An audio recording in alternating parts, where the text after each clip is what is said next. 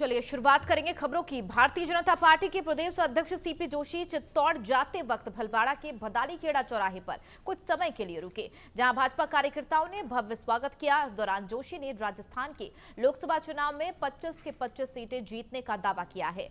उन्होंने कहा कि नरेंद्र मोदी के कुशल नेतृत्व में एक बार फिर भारतीय जनता पार्टी केंद्र में अपना कमल खिलाएगी।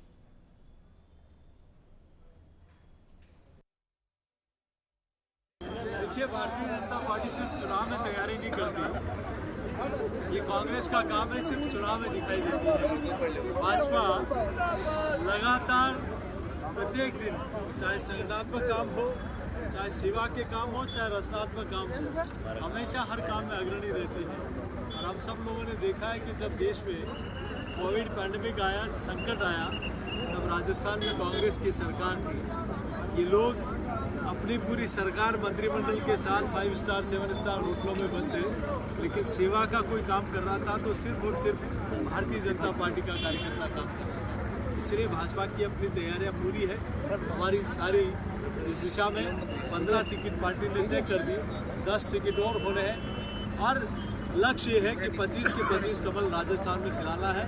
फिर एक बार मोदी सरकार, पार्टी एक परिवार है और मिल बैठकर सब लोग, चूँकि यहाँ कमल के निशान पर सब चुनाव चिन्ह के आधार पर चुनाव लड़ रहे हैं और देश में नरेंद्र मोदी जी के चेहरे पर चुनाव लड़ रहे हैं, इसलिए सब लोग एक परिवार के रूप में, किसी को मौका मिलता है, किसी को नहीं मिलता है, किसी को यहाँ मिलता है, किसी को अन्य जगह मिलता है, लेकिन ये परिवार है। सब लोग मिल बैठकर एक ध्येय के साथ कि हमने फिर से मोदी जी को प्रधानमंत्री बनाना है और हर जगह से कमल खिलाना है।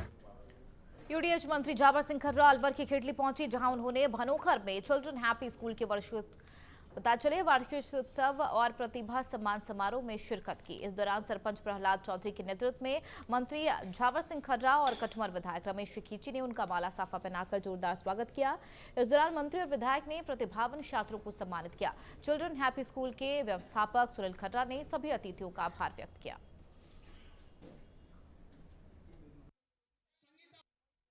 देखिए, राजस्थान सरकार की और मेरे विभाग की पहली प्राथमिकता है कि सारे काम पारदर्शी हों, भ्रष्टाचार रहित हों और इसीलिए सबसे पहले मैंने मेरे विभाग में प्रयास किया और अब राजस्थान सरकार भी आम आदमी के रोजमर्रा के कामों को ऑनलाइन करने पर विचार कर रही है और जब काम ऑनलाइन होगा तो कर्मचारियों और अधिकारियों को समय पर उनका निष्पादन करना पड़ेगा और ये कामों में पारदर्शिता और समयबद्धता का सबसे बड़ा मील का पत्थर साबित होगा। उसके अलावा जीरो टॉलरेंस नीति है, भ्रष्टाचार पर किसी प्रकार की कोई रियायत नहीं बरती जाएगी। विकास कार्यों के लिए धन की कोई कमी नहीं है। अभी 2 माह सरकार को बने नहीं हुए, 2 बड़ी प्रदेश की ज्वलंत समस्याएं थी। 21 जिलों के लिए ERCP था और हमारे शेखावाटी क्षेत्र में सीकर, नीम का थाना, झुंझुनू और चूरू के लिए यमुना के पानी का था। दोनों के MOU हो चुके हैं। खबर सिरोही से है, जहां बीजेपी के विकसित भारत एम्बेसडर महाअभियान के तहत नमो ऐप कार्यशाला का आयोजन किया गया, जिसमें पंचायती राज और ग्रामीण विकास राज्य मंत्री ओटाराम दिवासी और भाजपा जिलाध्यक्ष सुरेश कोठारी शामिल हुए। यहां उन्होंने नवनियुक्त जिला कार्यकारिणी को संबोधित करते हुए कहा कि पीएम मोदी ने देश के अभूतपूर्व विकास के साथ साथ पूरे विश्व में भारत का सम्मान बढ़ाने का काम किया और उनके नेतृत्व में देश आज सुरक्षा, प्रगति और सुशासन के स्वर्णिम युग का साक्षी बन रहा है।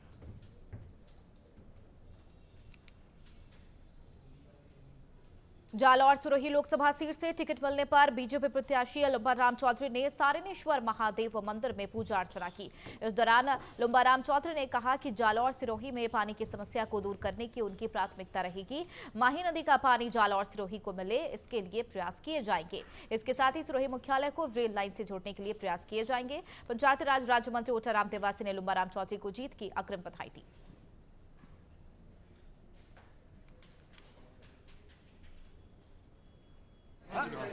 मैं हमारे शीर्ष नेतृत्व आदरणीय नरेंद्र जी मोदी, प्रधानमंत्री आदरणीय राष्ट्रीय अध्यक्ष नड्डा साहब, आदरणीय अमित शाह जी और हमारे मुख्यमंत्री भजन लाल जी, सीपी जोशी और सिरोही जालौर के जिला अध्यक्ष पूरी टीम को मैं बहुत बहुत धन्यवाद देता हूं कि हमारे जैसे कार्यकर्ता, छोटे कार्यकर्ताओं को टिकट देकर कार्यकर्ताओं का हौसला बढ़ाया। उसके लिए मैं बहुत बहुत आभार, बहुत बहुत धन्यवाद देता हूँ।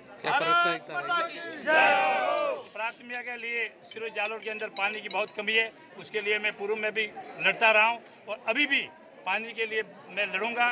माई और बत्तीसा पानी के लिए मैं कार्रवाई करके यहाँ पानी की कमी है और जो नदियाँ सूखी है उसको जिंदा करने की कोशिश करूँगा। चित्तौड़गढ़ लोकसभा क्षेत्र से सांसद और प्रदेश अध्यक्ष सीपी जोशी को लोकसभा प्रत्याशी बनाए जाने की खुशी में रावत भाटा के भाजपा पदाधिकारियों ने हाट चौक में आतिशबाजी कर अपनी खुशी का इजहार किया। इस अवसर पर नगर पालिका अध्यक्ष मधु कवठाडा, बीजेपी नगर अध्यक्ष राजेंद्र दशोरा, किसान नेता कमलेंद्र सिंह हाडा समेत तमाम लोग मौजूद रहे।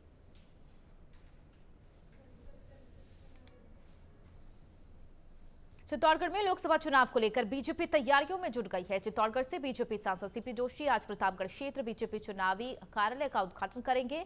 इस दौरान पार्टी के पदाधिकारी और कार्यकर्ता शामिल होंगे। बता दें, बीजेपी ने फिर एक बार सीपी जोशी को चित्तौड़गढ़ से मैदान में उतारा है।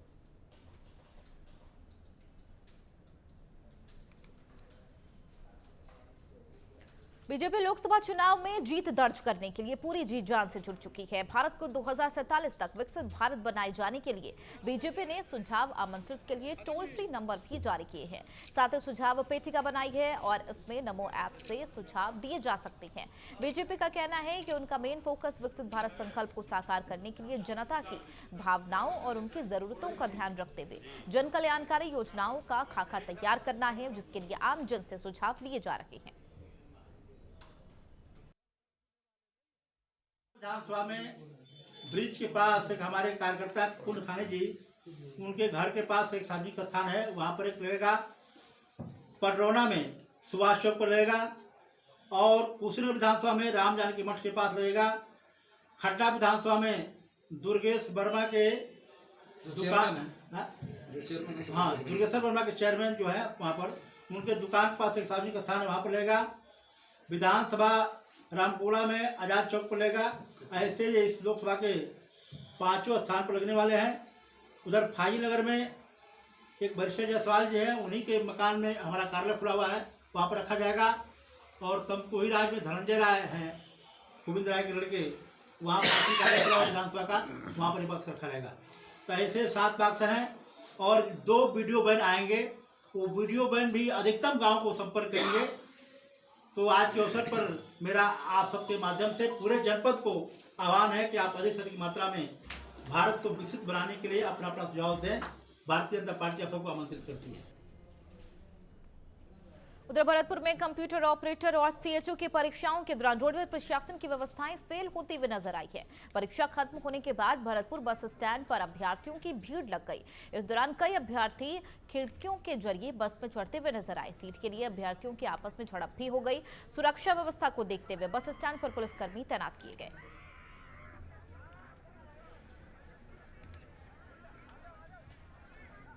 चलिए बढ़ेंगे आगे। आसंद उपखंड क्षेत्र की बराड़ा पंचायत में एक विशाल प्राकृतिक खेती जागरूकता किसान मेले का आयोजन किया गया। इस मेले का उद्देश्य किसानों को रासायनिक खेती के नकारात्मक प्रभावों से अवगत कराना है, ताकि किसानों को प्राकृतिक खेती अपनाने के लिए प्रोत्साहित किया जा सके। मेले का उद्घाटन मुख्य अतिथि डॉक्टर अजित कुमार ने किया। उन्होंने कहा कि रासायनिक खेती के मिट्टी की उर्वरता को नष्ट कर दिया गया है और पर्यावरण को भी प्रदूषित किया है। इसलिए सभी किसान भाई प्राकृतिक खेती अपनाएं ताकि मिट्टी की उर्वरता को बढ़ाया जा सके। बता दें, मेले में किसानों के लिए 32 स्टॉल लगाए गए, जहां उन्हें प्राकृतिक खेती के लिए आवश्यक बीज, खाद और अन्य सामग्री उपलब्ध भी कराई गई। जी, आज कृषि विज्ञान केंद्र भीलवाड़ा और महाराणा प्रताप एग्रीकल्चर यूनिवर्सिटी की तरफ से जो ये मेला लगाया गया है बराड़ा में, उसमें हमने एक ऑर्गेनिक प्रोडक्ट्स की एक लगाई है प्रदर्शनी, जिसमें किसान बाजार एफपीओ नाम से हम सब लोगों का एक एफपीओ है। इसमें हमने सरसों का तेल, मूंगफली का तेल और अलग अलग तरह के अचार हमने कृषि विज्ञान केंद्र के सहयोग से बनाए हैं और उनको हम किसानों को दिखाने के लिए लाए हैं कि इस प्रकार से आप भी जुड़कर एक संगठन बनाकर आप अपनी जो पैदावार है उसके अंदर आप क्वालिटी एडिशन कर सकते हो और उससे ज़्यादा से ज़्यादा पैदावार ले सकते हो। और इस किसान मेले में जितने भी किसान भाई आए हैं उन सबको ये बहुत अच्छा लगा है और बहुत ही शानदार। ये आज आप सब लोगों को पता है कि आज हमारे इस गांव के जो प्रमुख किसान हैं और जो हमारे बोर्ड के सदस्य हैं आदरणीय विष्णु पारिक जी, उनके नेतृत्व में इस गांव में एक प्राकृतिक खेती जागरूकता 1 दिवसीय कार्यक्रम आयोजित किया गया और इसमें किसानों को प्राकृतिक खेती के गुण सिखाए गए कि किस तरह से किसान जो है जैविक खेती से अब प्राकृतिक खेती की तरफ आएँ और किस तरह से रासायनिक खेती को छोड़ें और किस तरह से जो हमारे रासायनिक उर्वरक हैं उनको छोड़ करके अब प्राकृतिक चीज़ों पर आ जाएं, किस तरह से एक फार्म में ही उत्पन्न चीज़ों का प्रयोग करें, किस तरह से ये जो हमारे केंचुए की खाद है उसका उत्पादन करें, किस तरह से हम गाय के मूत्र से गोबर से हम लोग गोबर गैस का निर्माण करें और किस तरह से हम लोग अगर हमको बीज का ट्रीटमेंट करना है जिसके लिए पहले हम कॉकनाशी यूज करते थे उसके लिए हम बीजामृत बनाएं।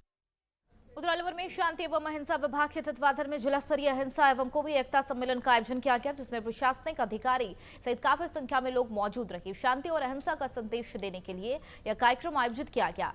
राज्यविका परियोजना प्रबंधक रेखा रानी व्यास ने बताया कि राष्ट्रपिता महात्मा गांधी के आदर्श और सिद्धांतों के प्रचार प्रसार को लेकर आमजन को संदेश दिया गया है। उन्होंने बताया कि आज के दौर में ऐसा संतोष और हिंसा की भावना बढ़ती जा रही है। स्तरीय शांति और अहिंसा के संदेश देने के लिए आज ये प्रोग्राम किया जा रहा है और महात्मा गांधी जी के हमारे जो राष्ट्रपिता हैं उनके जो सिद्धांत थे, उनके जो आदर्श हैं, उनके प्रचार प्रसार आम जनता में हो, आम जनता उनके आदर्शों की पालना करे। इस जागरूकता के लिए ही ये प्रोग्राम सरकार की तरफ से ये प्रोग्राम आया हुआ था, जिसको जिला प्रशासन आयोजित कर। उधर चित्तौड़गढ़ में निराश्रित और असहाय लोगों के लिए संचालित अपना घर आश्रम संस्था ने 2 दिवसीय जागरूकता कार्यक्रम शुरू किया है, जिसके जागरूकता रथों को जिला कलेक्टर आलोक रंजन ने हरी झंडी दिखाकर रवाना किया। 2 दिन तक असहाय लोगों को चिन्हित कर उनको आवश्यकता अनुसार संसाधन का काम करेंगे। जिला कलेक्टर रंजन ने बताया कि भरतपुर की संस्था एक अच्छा काम कर रही है, जिससे लोगों को मदद मिलेगी। शुरुआत भरतपुर में अपना ग्राम आश्रम है और उनके कई जिलों में कई सारे आश्रम चलते हैं और जो निराश्रित हैं उनका एक सहारा है, उनको प्रभु जी भी कहते हैं अपना घर में। और मुझे इस बात को कहते हुए बड़ी खुशी हो रही है कि भरतपुर से ही उनकी टीम आई है, पूरे राजस्थान में घूम रही है। 5 मास तक यहाँ संभाग में रहेगी, आज यहाँ रहेगी चित्तौड़ में। और इनकी जो व्हीकल है वो यहाँ हमारी लोकल जो संस्थाएं हैं उनसे टाई अप बिठा करके ऐसे व्यक्ति जिनका कोई नहीं है, जिनके लिए कोई व्यवस्था नहीं है और जो जिनको डेस्टिट्यूट कहते हैं, निराश्रित कहते हैं, उनके लिए ये एक आशा की किरण बन के आए हैं। और ऐसे यूपी के अलीगढ़ में ग्लास इलाके में एक कार में अचानक आग लग गई। चालक ने कार से कूदकर अपनी जान बचाई। वहीं सूचना पर पहुंची फायर ब्रिगेड की टीम ने कड़ी मशक्कत के बाद आग पर काबू पा लिया। उधर पुलिस ने घटनास्थल का दौरा किया है और मामले की जांच में जुट गई है।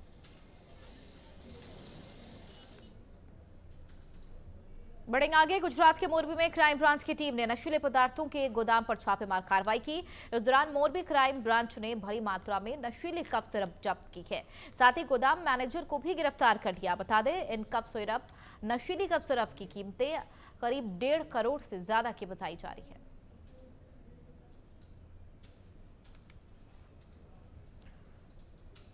खबर बिजनौर से है, जहां पर हरिद्वार से गंगा जल ले जाने जा रही है कावड़ियों से भरी ट्रैक्टर ट्रॉली में तेज रफ्तार टैंकर ने पीछे से टक्कर मार दी। ट्रैक्टर ट्रॉली में करीब 40 लोग सवार थे, जिसमें से 15 कावड़ी घायल बताई जा रही हैं, जिनमें से 7 लोगों को हायर सेंटर के लिए रेफर कर दिया। पूरे मामले में एसपी पूर्व धाम सिंह मार्छाल ने बताया कि आरोपी कैंटर चालक को पकड़ लिया गया है।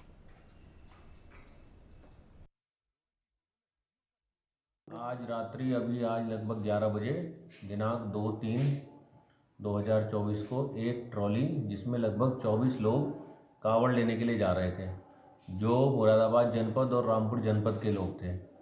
उनके पीछे किसी ने अज्ञात वाहन ने टक्कर मार दी और सभी लोग गंभीर रूप से घायल हुए, जिनमें से 9 लोग हमारे अस्पताल में आए थे और सभी को हायर सेंटर के लिए रेफ़र कर दिया गया है। ज़्यादातर लोग को वो फ्रैक्चर है और गंभीर चोट है। एक ट्रैक्टर ट्राली से जनपद मुरादाबाद भगतपुर के कांवड़ी हरिद्वार के लिए जा रहे थे। पीछे से किसी टैंकर ने टक्कर मार दी है, जिससे ट्राली पलट गई थी। 7 लोग घायल है, इसमें 7 को रेफर कर दिया गया, बाकी लोगों को साधारण चोट है, जिसका उपचार किया जा रहा है।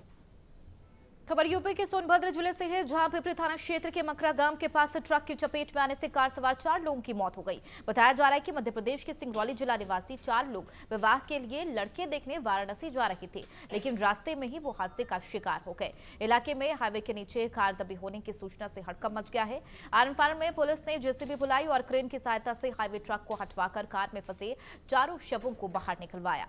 पुलिस ने 4 शवों को पोस्टमार्टम के लिए भेज दिया है।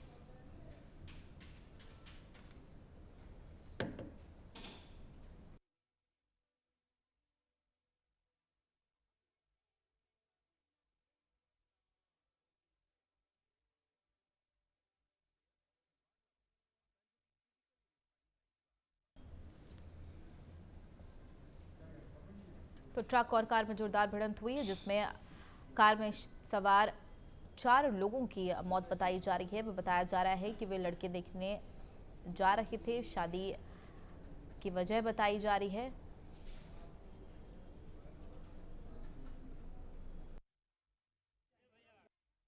आज मध्य प्रदेश के सिंगरौली जनपद के बेड़न थाना क्षेत्र के ग्राम भाड़ी के एक ही परिवार के 4 सदस्य रामायण प्रसाद शर्मा, रीता देवी, सुकुमारी देवी व दीपक शर्मा, जो अपनी ऑल्टो गाड़ी MP 66Z C4383 से वाराणसी जा रहे थे, रास्ते में राखड़ के ट्रक संख्या UP 63809860 के पलटने से नीचे दबने के कारण सभी 4 लोगों की मृत्यु हो गई।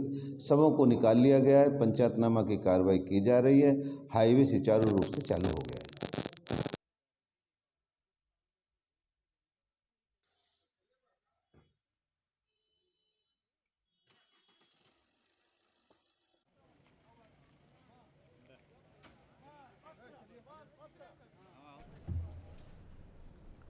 चलिए, बुलेटिन में फिलहाल मेरे साथ इतना ही। देश दुनिया की तमाम खबरों के लिए बने रहिए नवतेज टीवी के साथ। नमस्कार।